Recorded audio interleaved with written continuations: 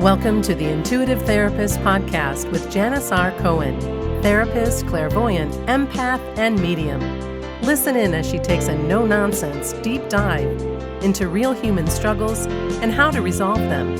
Janis will share channeled information from her spirit guide team, as well as the angels and archangels, to help you master your emotional, physical, financial, and spiritual destiny. And now, Janis R. Cohen. Hey y'all, this is Janis Cohen, the Intuitive Therapist, here on the Intuitive Therapist Podcast.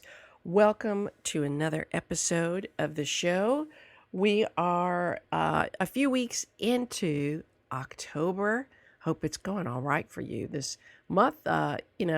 Again, while it may be challenging for you, it should be a really, really good month to get real clear and recommitted to what matters to you. This month is an opportunity for you to kind of shed the things that are still lingering for you that aren't working for you. Kind of just sharpen the edge of your life and to move in the direction of the things that you know matter and to refocus. So given that, one of the things that has always fascinated me is dreams. And I'm just curious, and not like I can see y'all raise your hands or anything, but how many of you wake up from a dream, have no idea what it means, but you want to know how it applies to your life? I would bet, like if the majority of y'all, if we were sitting in the same room, probably most everybody would raise their hand. And dreams are insanely fascinating to most people, and they can be beautifully pleasant, and they can be terribly disturbing. And most of us, kind of like the feelings that we feel, most of us kind of stop there. They're like, oh my goodness, I had this dream and I have no idea what it means. And most people don't know how to interpret dreams. And while I'm not an expert, I do have some experience in terms of the way I process dreams and try to understand them. And I too find dreams fascinating. And one of the ways that I always tell people is dreams can be literal, dreams can be prophetic, and dreams can be metaphorical. So literally, dreams represent something that perhaps happened to you in your consciousness, in your waking moments that you just didn't deal with, that kind of trickle over into dreams. You're like, oh yeah, I was thinking about that, and very interestingly enough, that person appeared in my dream.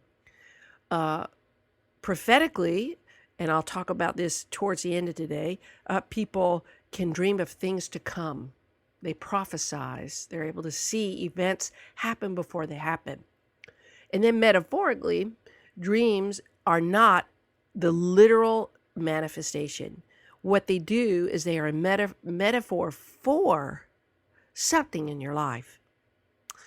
There are all sorts of dream analyses out there, experts. So I ask that you refer to them. Everybody can always look up, on the internet to find what certain dreams mean. But the metaphorical meaning of dreams, to me, is the way that I tend to go, unless I know for sure there's a literal thing going on. And I always lean into Carl Jung. He was a very, very famous psychoanalyst. And his approach is called the Jungian approach to dreams. And what he posits is that the dreams, everything in the dream, especially the situations and the people that are in the dream, are parts of our whole self, right? So even if you see somebody that you don't know, even if you see somebody that is not you in your dream, it is still a representation of you. So the question is, what does it mean? How do you interpret it? How do you use it? And what I'm going to be talking about today is both that and can we really communicate with others in our sleep? This is the topic of today, y'all. Dream telepathy, which I think is really cool. So, like I said, dreams are really, really fascinating to most of us, and they can really be amazingly pleasant or terribly disturbing. And I have clients all the time reach out to me to have a deeper understanding of their dreams. And I strive to understand the dreams that I have. Because, like I said, I am not expert in that field, and I will readily admit that. I'll tell you a couple of my dreams. Um, I have had dreams where uh, I've gotten confirmation that everything is great, literally.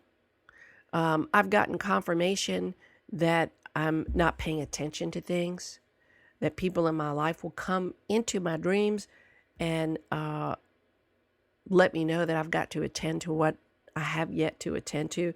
I've had dreams where my deceased father literally came to visit me, and I literally felt him. I smelled him. I kissed his cheek. I hugged on him. Um, I've had dreams where people in my life, like I said, who I know, and ones who I don't, they appear as symbolic representations of part of me in my life uh, upon waking. And I'm guided to research the literal meaning of their metaphorical appearances. So I've had terribly disturbing dreams in the past of being chased, or, you know, a dream that uh, I think a lot of people have. And really, based on what I understand, this dream means that you have a hard time coping with anxiety and stress. It can also mean that, and that you tend to run away, right? Whatever's chasing you, whatever you're not dealing with directly, you're running away from. And and you could be running away from somebody who's trying to kill you, but it doesn't mean that it literally you're going to die. It could mean that literally not dealing with that issue is really representing the feeling of being smothered or chased, or, oh, if you don't attend to it sooner than later, it's really going to kill your joy. It could also mean that if you look deeper at the figures who is chasing you, like I said, and use the Jungian dream analysis that I just talked about, where you see all parts of your dream as a metaphorical representation of you, then you'll come to the understanding that you're actively avoiding dealing with something. Do you have unresolved fears and unaddressed feelings of perhaps anger, jealousy, powerlessness, and the inability to deal with things directly? Please don't let your dreams harm you or scare you. They do. I know some of them are so real, but you got to use every part of your life experience, and your dreams are no exception. I had one dream where another woman and I'm just giving y'all a heads up, this is not going to be pleasant. But the beauty is that I was able to figure out what the hell it meant, because it freaked me out. So if y'all have ever had this dream, which I never had before, haven't had since, here it is. I had a dream where another one and I were in the same room, and two men came in, and they were disgusting, and began to rape her. And I had the wherewithal to escape without being harmed. I somehow ran to the door, got out, and then all of a sudden I woke up. And I was exhausted. I was terrified. And I couldn't move. I was afraid to get up. It truly shook me. But when I looked up the dream the next morning, what I realized is that it represented feelings of powerlessness and helplessness in my waking life, and my inability to establish a sense of safety for myself with a few things in my life at that point, which I had no influence over, but that were huge in my life. And like I said, while it was terribly disturbing, I could remember all of the woman's cries for help, all of the details as I snuck to the door to escape. Because what happened was I looked back and I saw what was happening. These two men, I could still remember all the details. And I heard, like I said, I heard this woman's cries for help. And I distinctly remember having to choose between saving myself or trying to save her and become a victim like she was. How interesting is that, right? Upon waking, I felt like I was a horrible person, leaving this woman unprotected, saving myself, looking back and seeing exactly what was happening to her. However, after further examination, when I really looked into this, the metaphorical representation of this woman's helplessness and violation and my escape were one and the same.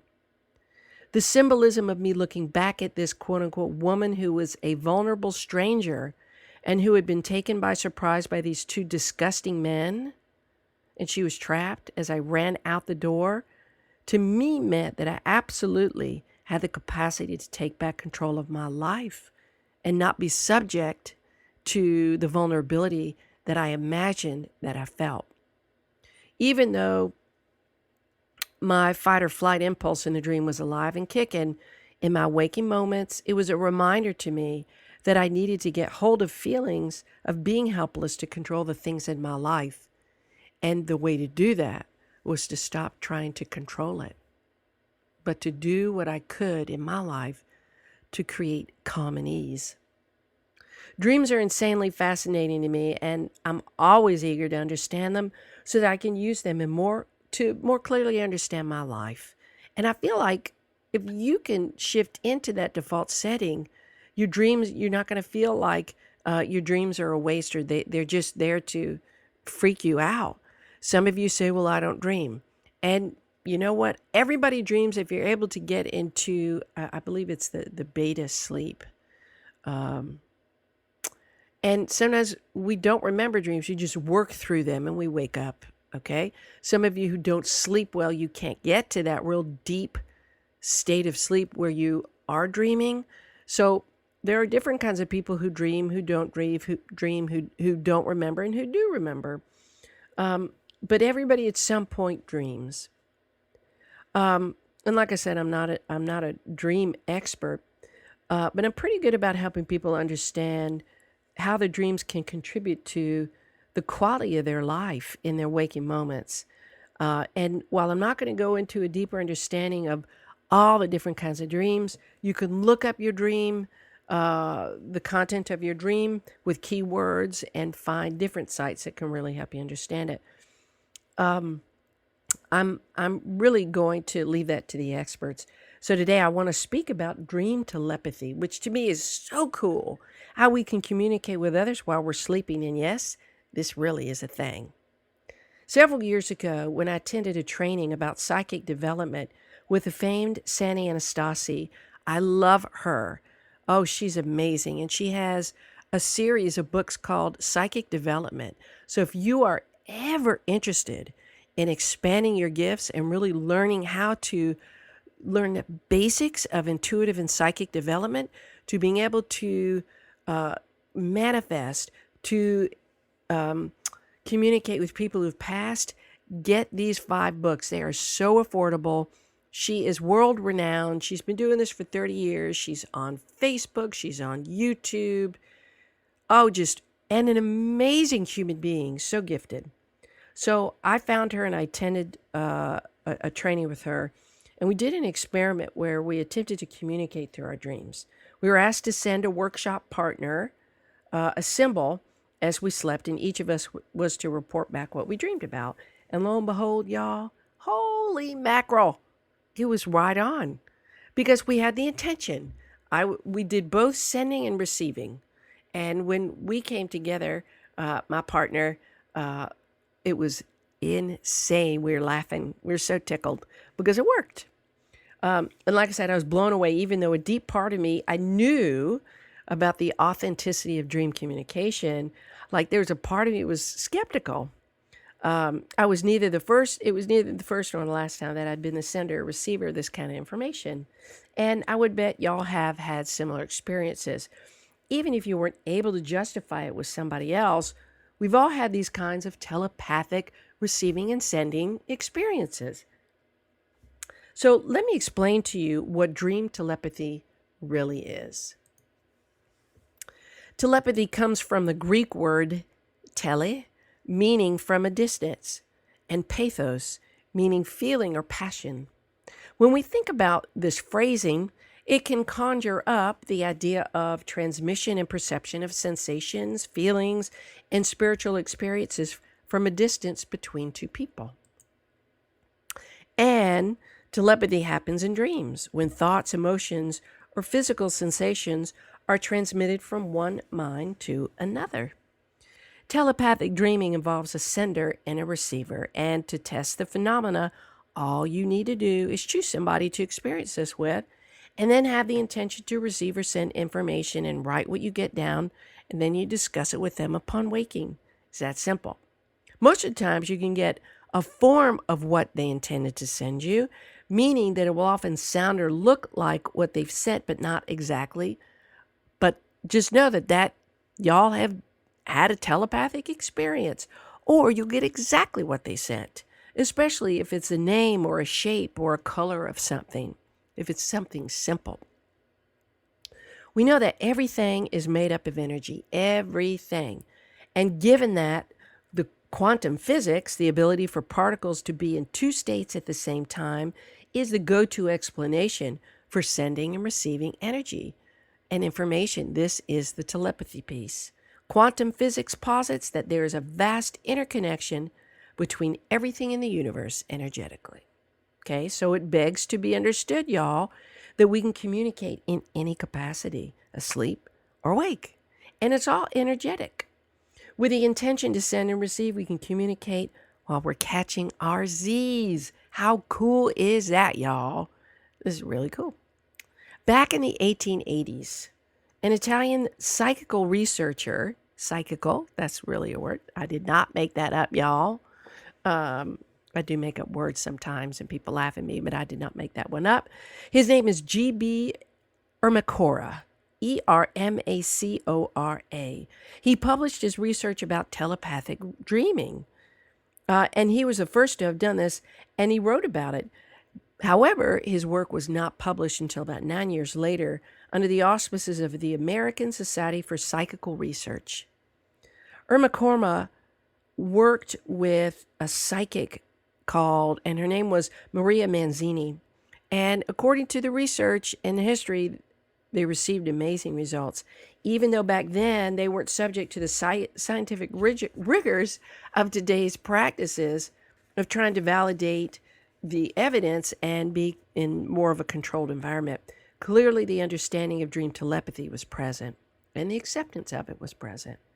And many others have also tested theories about dream telepathy with success. And I told you of my experience with it. It's a real thing and a powerful method of connecting with others. What's even more interesting, y'all, is that telepathic dreams are stronger between lovers. And based on the research that I did for this episode, I found that most cases of telepathic dreams occur in couples or between people with a strong and deep connection, given that telepathy is influenced by the intensity of the thought. Those close to us with whom we are connected spiritually can produce transfers of feelings and sensations which appear to us in dreams. Emotions are the stimuli that reach the subconscious easily, and the brain is more relaxed during sleep, right? So it can be more susceptible to subtle energetic vibrations. So the saying is, the argument that humans are not just a physical body with psychic structure. We are composed of atomic particles which absorb energy and emit it outside. And energies are always accompanied by information sent through our thoughts and feelings, right? Many of you are prophetic dreamers. Remember, I talked about this at the beginning. Being able to sense things about others and what might happen to them, and being able to literally see what is about to happen. This is also kind of telepathic dreaming because you are sensing energetically something from somebody else. I've encountered many gifted telepaths and prophetic dreamers in my practice. Many of them, unfortunately, they suffer with the heaviness that the prophecies bring because it often entails the energy of somebody who is quote unquote soon to pass, or somebody who's just crossed over, or they're seeing some impending doom, whatever it is, and some difficult happenings to people that they know or people who they don't even know, who haven't yet experienced the life changers that this prophetic dreamer sees. Telepathic dreaming is a real phenomenally fascinating phenomenon. I urge you to find a person with whom you can experiment and see what comes up. It may work the first time or it may work the fifth time. But what's important for you to know is that we can communicate with people in a multitude of forms, and our amazing energetic bodies and energetic universe makes that possible. Happy dreaming. I wish you a blessed day, a wonderful week, and as always, live intuitively. Thanks for listening to The Intuitive Therapist. If you like what you heard, the best compliment you can give us is to share this podcast with a friend. And be sure to give us some stars and a favorable review at Apple Podcasts or wherever you listen in.